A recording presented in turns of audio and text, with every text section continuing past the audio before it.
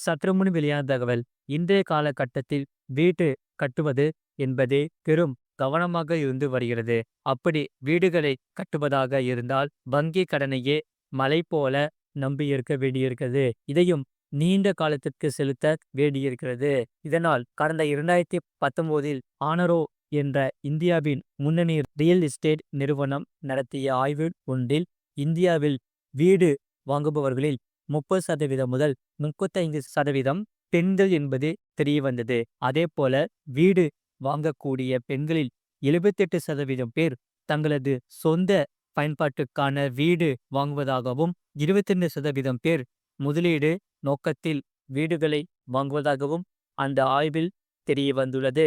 சமீப காலமாகவே பெண்கள் பெயரில் வீட்டு கடன்கள் வாங்குவது அதிகரிக்கப்படுவதற்கு சில காரணங்களும் சொல்லப்படுகிறது. கடன்களை பொறுத்தவரை பெண்களின் பெயரில் வாங்கும்போது வட்டி விகிதத்தில் குறிப்பிட அளவிலான சலுகை கிடைக்கிறது என்று சொல்லப்படுகிறது. முழு வீடியோ லிங்க் கீழே இருக்கு. அதை கிளிக் பண்ணி பாருங்க. மறக்காம லைக் பண்ணிக்கோங்க.